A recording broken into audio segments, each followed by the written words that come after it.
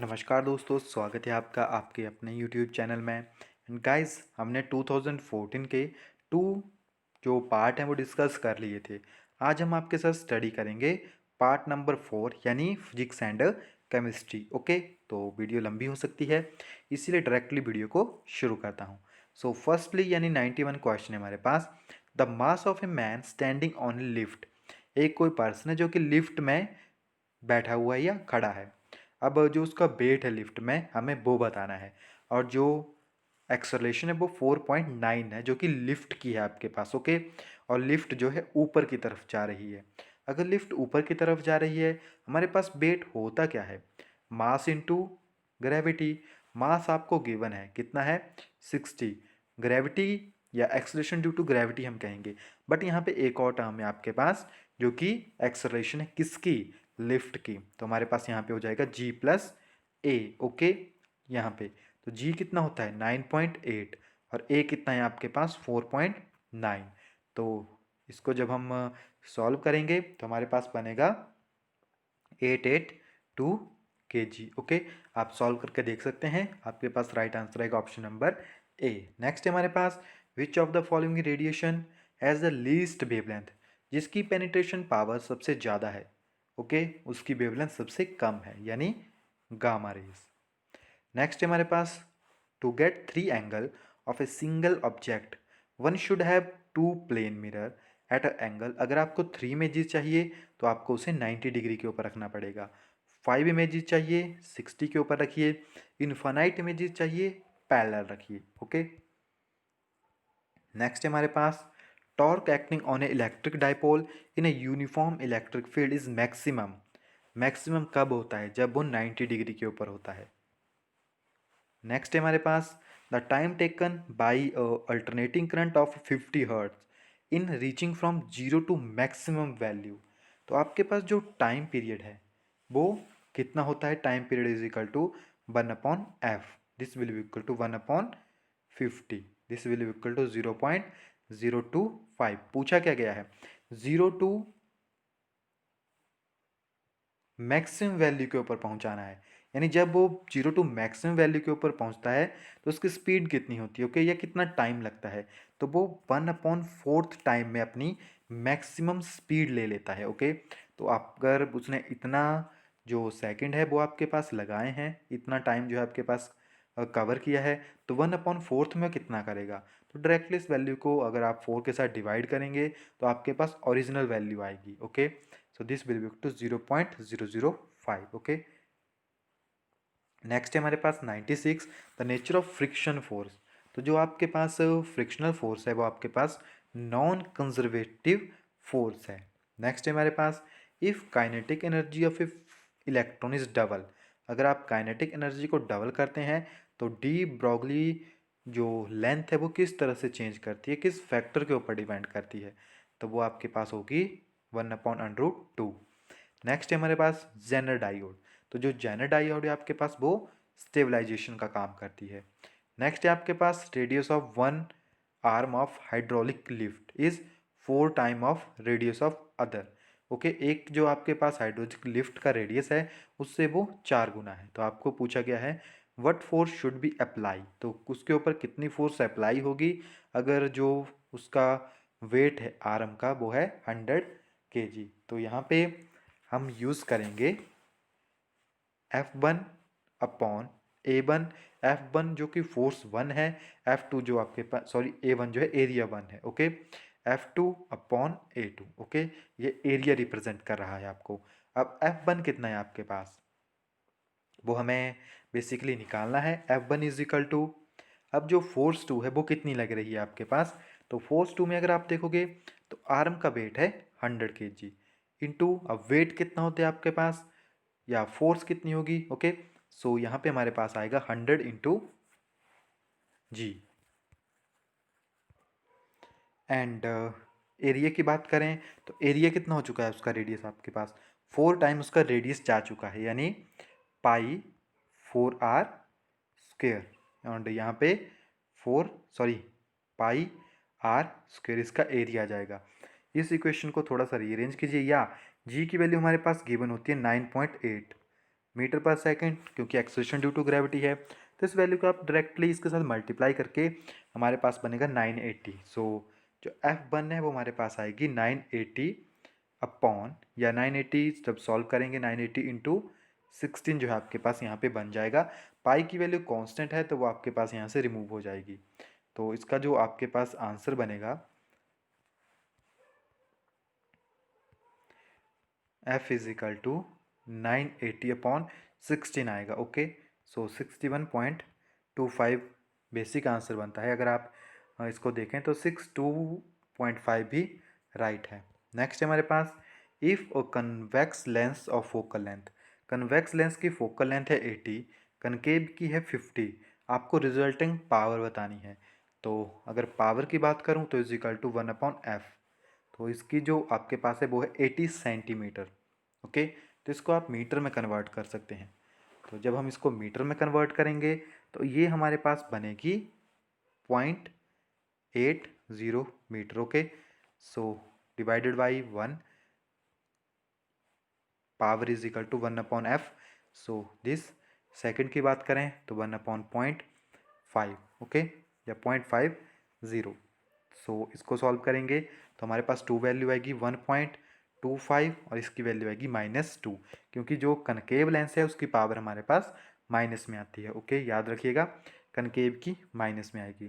तो इसको सॉल्व करेंगे तो हमारे पास आएगा -0.75। ओके, नेक्स्ट है हमारे पास, cyclotron frequency of an electron gyrating in magnetic field of 1 tesla is, तो इसकी वैल्यू डायरेक्टली कांस्टेंट है 28 गीगाहर्ट्ज। नेक्स्ट है हमारे पास, current carrying small loop behave like a small magnet, and A जो है आपके पास एरिया है, एम मैग्नेटिक फील्ड है। तो आपसे यहाँ पे पूछा गया है current in the loop will be. तो आपके पास एक टर्म आती है current is equal to magnetic moment upon area, या M magnetic moment is equal to current into area. Okay, तो यहाँ पे करंट पूछा गया है तो करंट हो जाएगा आपके पास M A. Okay, M upon A. Next है हमारे पास, if contact between football and leg last for 150 second, तो जितना कम कांटेक्ट होता है उतनी ही ज़्यादा आपके पास फोर्स आती है। फोर्स हमारे पास होती है मास इनटू एक्सेलरेशन। ओके, और एक्सेलरेशन को आप रिप्रेजेंट कर सकते हैं, सो इस फार्मूले को हम यहाँ पे यूज़ कर सकते हैं। एंड काफ़ी लंबा क्वेश्चन है तो इसको नेक्स्ट पार्ट यानी थियोटिकल पोर्शन में हम कवर करेंगे। ओके, सो इसका जो राइट आंसर यहाँ पे हमारे पास बनेगा वो बनेगा 2500 newton. Okay, so option number A जो है इसका आपके पास यहाँ पे राइट आंसर है, not option number A, option number C, option number C यानी 250। नेक्स्ट हमारे पास, an antenna is of height 50 meter, what will be its range. आपको यहाँ पे रेंज पूछी गई है, तो आप यहाँ पे खुद देख सकते हैं कि किस तरह के क्वेश्चन जो है एग्जाम में पूछे गए थे। तो जो आपके पास डिस्टेंस है या रेंज है उसका फार्मूला हमारे पास होता है 2HR। R is the radius, H is the height. Okay, so this will be equal to 2 into height कितनी है 500 मीटर, इंटू जो आपके पास ये वैल्यू है 6400। ओके, ये किलोमीटर में है तो आप इसको मीटर में कन्वर्ट करेंगे क्योंकि ये डिस्टेंस मीटर में है। So this will be equal to, okay, 1000। तो इसको कैलकुलेट करेंगे तो 800 मीटर आपके पास आएगा। तो यहाँ पे आंसर किलोमीटर में है यानी 80 किलोमीटर। नेक्स्ट है हमारे पास, rainbow is form due to the combination of, तो रेनबो हमारे पास बनता है dispersion and total internal refraction की वजह से।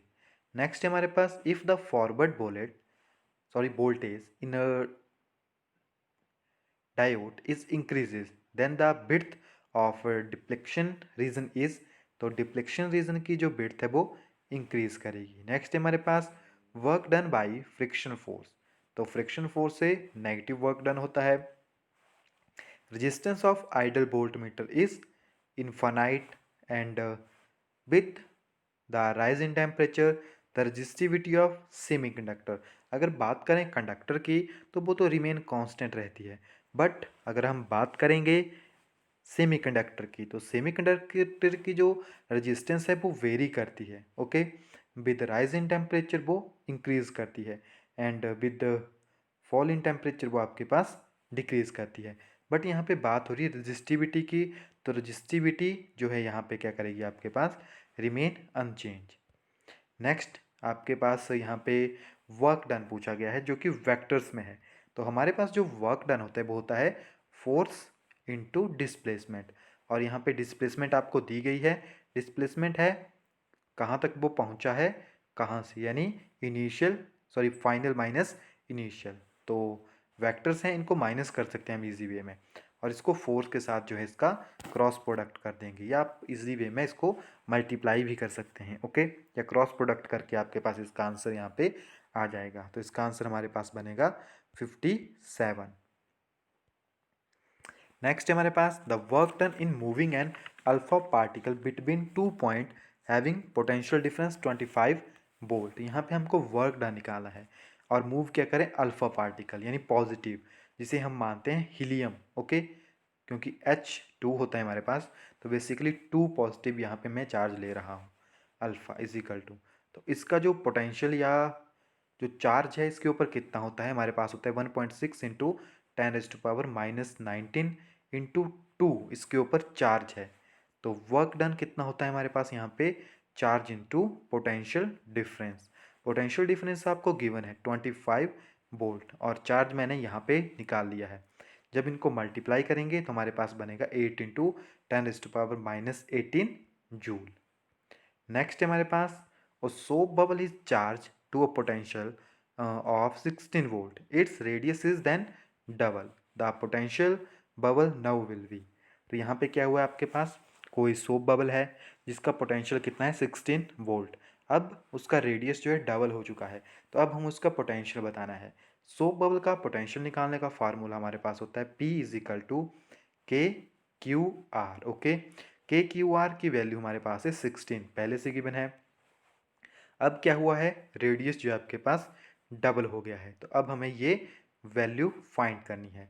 तो अगर आप देखोगे तो इसकी वैल्यू तो हमें गिवन है, कितनी है हमारे पास 16, रेडियस यहाँ पे प्रेजेंट है, so this will be equal to 8 volt.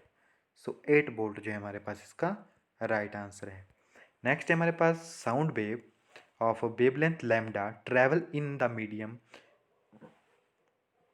with the speed of v meter per second enter into another medium, वो अनदर मीडियम में एंटर कर रही है v। तो आपसे यहाँ पे पूछा गया wavelength of sound is in second medium is, तो कितनी होगी उसकी मीडियम, तो जितनी आपके पास पहले थी वो उतनी ही आपके पास रहेगी, ओके। तो लैम्डा ही आपके पास यहाँ पे इसका आंसर होगा। नेक्स्ट है आयनेशन एंथैल्पी या एनर्जी ऑफ हाइड्रोजन एटम। तो हाइड्रोजन एटम की आपके पास होती है plus 13.6 electron volt. And next है according to Bohr principle the relation between principal quantum number and radius of orbital is, तो ये आपको बताता है R is directly proportional to N square. Next है हमारे पास a body float in water with 40% of its volume outside water, okay. And when some body float in oil 60% its volume remain outside oil. So the relative density of oil, तो आप यहाँ पे देखोगे oil की basically density ज़्यादा है, क्योंकि वो उसमें जब बोट फ्लोट कर रही है तो वो ज़्यादा ऊपर है या बॉडी ज़्यादा ऊपर है, ओके। तो यहाँ पे आपको क्या करना पड़ेगा, हम इसको थोड़ा सा रीअरेंज करते हैं। अगर आप देखोगे 40%, तो इसकी जो आपके पास डेंसिटी आएगी वो अप्रॉक्सीमेटली आपके पास 0.6 आएगी, ओके। या सॉरी नॉट 0.6, 0.4, जो उसकी फ्लोटिंग कैपेसिटी है, नॉट रिलेटिव डेंसिटी। अगर हम बात करें 60% की, जो बॉडी 60% ऊपर है, इट मीन उसकी 0.6 आपके पास आएगी, ओके। तो अगर इन दोनों को कंपैरिजन में करूं, तो अगर आप देखोगे तो इसमें क्या है हमारे पास, जो 40 वाली बॉडी है जो वाटर में आपके पास यहाँ पे रह रही है, तो उसमें 0.4 आपके पास होगा, एंड जो 0.6 है वो नीचे जो है, तो इसकी रिलेटिव डेंसिटी आपके पास अलग आएगी। बट यहाँ पे हमसे पूछा गया है relative density of oil, okay. तो ऑयल की रिलेटिव डेंसिटी किस तरह से निकालेंगे, कितना जो है ऑब्जेक्ट आपका बाहर प्रेजेंट है एंड कितना जो है आपके पास अंदर सिंक कर गया है। तो 60% मैं इस तरह से भी लिख सकता हूँ एंड 40% जो है आपके पास वो सिंक कर गया है, तो इसको कैंसिल करेंगे 1.5। ओके, तो ये जो है इसकी रिलेटिव डेंसिटी है आपके पास। नेक्स्ट है हमारे पास the angle of incident at which reflected light is total polarised for a reflection from air to glass. तो रिफ्लेक्टिव इंडेक्स के जो हम फॉर्मूला यूज़ करते हैं वो हम यहाँ पे यूज़ करते हैं tan इनवर्स म्यू। नेक्स्ट है हमारे पास energy required to establish a current of 4 ampere in a coil of self inductance L is equal to 200 mH। Okay, megahertz. तो हमारे पास यहाँ पे जो वैल्यू होती है वो होती है E is equal to half and L and I. Okay, I represent current I square and L represent self inductance. So values आपके पास यहाँ पे गिवन है। L की वैल्यू 200 एंड 4 स्क्वेयर आपके पास ये बन जाएगा। ओके, यहाँ पे मेगा हर्ट्स है तो इसको कन्वर्ट कर लेंगे हम 200 इंटू 10⁻³ में इसको कन्वर्ट कर लेंगे। ओके, सो होल इक्वेशन को 2 के साथ डिवाइड करेंगे। सो हमारे पास वैल्यू आएगी 1.6 जूल। नेक्स्ट हमारे पास transformer is use to light off. तो आपके पास यहाँ पे सारी वैल्यू गिवन है, मैं डायरेक्टली आपको फॉर्मूला बताता हूँ। हमें एफिशिएंसी निकालनी। एफिशिएंसी होती है output upon input into 100। Okay, तो आउटपुट कितनी है आपके पास? आउटपुट है हमारे पास यहाँ पे 100 वॉट जो कि वो यूज़ कर रहा है। ओके, या जो आउटपुट दे रहा है। एंड जो इनपुट है हमारे पास वो कितनी है हमारे पास 220। ओके, 220 इंटू जो करंट है आपके पास वो कितना होगा?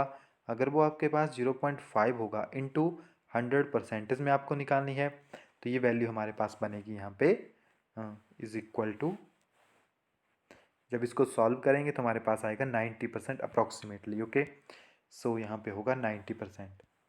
थोड़ा भी आपको कॉम्प्लिकेशन लगेगी इन क्वेश्चन में, क्योंकि ऐसे क्वेश्चन बेसिकली एग्ज़ाम में नहीं आते हैं, बट उस टाइम काफ़ी टफ पेपर आया था।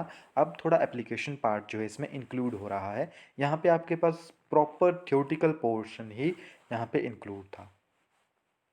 The momentum of photon of electron 1 megawatt. तो ये काफ़ी लंबा क्वेश्चन है, मैं डायरेक्टली आंसर बताता हूँ क्योंकि ये काफ़ी कॉम्प्लिकेटेड है। आपने अभी तक थ्योरी नहीं पढ़ी है तो आपको कन्फ्यूज़न होगा। ओके, एंड विच ट्रांजेक्शन या translation element help O2 intake in human. तो आपको पता है ह्यूमन बॉडी में कौन सा एलिमेंट प्रेजेंट होता है? आयरन। तो आयरन जो है ऑक्सीजन को ट्रांसपोर्ट करने में हेल्प करता है। नेक्स्ट आपके पास यहाँ पे एवरेज एटॉमिक मास आपको दिया गया है एंड आपको यहाँ पे बताना है परसेंटेज अबंडेंस ऑफ आइसोटोप। तो इसका जो राइट आंसर हमारे पास बनेगा वो बनेगा 26.32। नेक्स्ट हमारे पास which bond is expected to show most polar character, जिसमें इलेक्ट्रोनेगेटिविटी डिफरेंस सबसे ज़्यादा होगा। तो सबसे ज़्यादा जो इलेक्ट्रोनेगेटिविटी है वो है आपके पास कार्बन एंड ऑक्सीजन में। आपको यहाँ पे H2O का शेप पूछी गई है। तो H2O की शेप क्या होती है आपके पास? वी शेप में आता है। बॉन्ड एंगल 104 आपके पास होता है, so less than 109 but over 90। Next है हमारे पास what would be the shape of ClF3। तो अगर ClF3 की बात करें तो हाइब्रिडाइजेशन यूज़ कर सकते हैं हम, जो हमारे पास इसका फार्मूला है बैलेंस बॉन्ड प्लस मोनो या जो सिंगल बॉन्ड प्रेजेंट है positive charge and negative charge. तो इसकी जो शेप हमारे पास आएगी वो आएगी टी शेप। नेक्स्ट हमारे पास which is true according to given reaction. तो अगर हम देखेंगे तो यहाँ पे सी ऑप्शन सही है। 43 kilo calorie are consumed when 32 gram of O2 react. अब ऐसा क्यों है? क्योंकि ये वैल्यू पॉजिटिव में है, इट मीन वो कंज्यूम हुई है आपके पास। ओके, और जो ऑक्सीजन है वो 2% है, इट मीन 32 ग्राम आपके पास यहाँ पे प्रेजेंट है और इसके साथ ये रिएक्ट हुई है, तो 2 NO मॉलिक्यूल हमारे पास बने हैं। नेक्स्ट आपके पास एक और रिएक्शन है और पूछा गया है determine the contribution of entropy to the spontaneity of the given reaction. तो यहाँ पे पूछा गया है the reaction is this and the entropy of the system positive charge है, इट मीन एनर्जी आपके पास क्या हुई है, यहाँ पे गेन हुई है यानी इंक्रीज हुई है, तो it mean first and second आपके पास हो सकता है। और अगर एनर्जी आपके पास गेन हुई है तो इस रिएक्शन को अगर आप देखोगे तो एक केमिकल रिएक्शन है और बेसिकली आपके पास ये नॉन स्पॉन्टेनियस रिएक्शन है जो कि अपने आप नहीं होता है। नेक्स्ट है हमारे पास the statement best describe the way of catalyst. तो कैटलिस्ट क्या करता है हमारे पास, एक्टिवेशन एनर्जी को कम करता है ताकि रिएक्शन जल्दी हो सके। नेक्स्ट आपको यहाँ पे मोलैरिटी निकालनी है। हमारे पास गिवन क्या है 90 mg जो है ऐड किया गया है 100 ml में अप्रॉक्सीमेटली। आपको मोलैरिटी निकालनी है ग्लूकोज की, तो आपको क्या दिया गया है 90 mg 100 में ऐड है, तो आपको फर्स्ट ऑफ ऑल कैलकुलेट करना पड़ेगा कितना जो ग्लूकोज है वो ब्लड में प्रेजेंट है। तो हमारे पास इसका मॉलिक्यूलर मास गिवन है, तो जितना वहाँ पे प्रेजेंट है, कितना प्रेजेंट है 90 mg यानी 9 इंटू 10⁻³ ग्राम जो है आपके पास प्रेजेंट है। इसका मॉलिक्यूलर मास कितना है, यानी जितना सॉल्यूट प्रेजेंट है upon molecular mass. Okay, so this will be equal to 5 into 10⁻⁻⁴ आपके पास यहाँ पे आ जाएगा। मोलैरिटी क्या होता है हमारे पास, mole of solute dissolve in per litre of the solution. Okay, so यहाँ पे वैल्यूज़ को पुट कर लीजिए। सो कितना हमारे पास यहाँ पे आया 5 इंटू 10⁻⁻⁴ एंड जो हमारे पास सॉल्यूशन है वो कितने में प्रेजेंट है 1 लीटर में। ओके, सो जब इसकी मोलैरिटी निकालेंगे तो यहाँ पे 0.1 मैं कर देता हूँ क्योंकि ये ml में वैल्यू है हमारे पास। ओके, तो इसको ml में चेंज करेंगे। सो यहाँ पे जो हमारे पास राइट आंसर बनेगा वो बनेगा 0.005 मोल। नेक्स्ट हमारे पास what would be the new pressure if a 400 ml gas sample at 380 mm Hg। तो यहाँ पे हम यूज़ करेंगे पार्शियल प्रेशर, या हम यूज़ कर सकते हैं Boyle's law P1 B1 is equal to P2 B2। आपको P2 निकालना है, सो P2 is equal to P1 B1 upon B2। Values आपको पास यहाँ पे गिवन है। P1 है प्रेशर 1 जो आपके पास कितना है 380 mm मरकरी में है। इसको थोड़ा सा चेंज कीजिए, इसको नॉर्मल टर्म में लिखिए यानी ATM में लेके आइए। तो 1 ATM आपके पास होता है 760 mm ऑफ मरकरी। तो इसको जब कन्वर्ट करेंगे तो divided by 760, so this will be equal to 0.5 ATM जो है प्रेशर है आपके पास, कितना 0.5 ATM। इनको हम लीटर में कन्वर्ट करेंगे जो भी हमारे पास वैल्यू गिवन है, तो this will be equal to P कितना है आपके पास 5 इंटू ये कितना है 0.4 लीटर। ओके, एंड ये कितना है हमारे पास 0.8 litre. So this will be equal to 25 ATM आपके पास यहाँ पे आ जाएगा। ओके, एंड इसको मैं थोड़ा सा और कन्वर्ट करूँगा तो 25 जो ATM है आपके पास उसकी वैल्यू यहाँ पे आएगी 190 mm of mercury. Okay, next है हमारे पास at a correct statement of Gay Lussac's law distribution of the behaviour of fix amount of gas is. तो ये आपके पास वेरी होता है at temperature increase, pressure increase at a constant volume. Next है हमारे पास which of the following is a di protic यानी डाई बेसिक। तो डाई बेसिक कौन है हमारे पास सल्फ्यूरिक एसिड।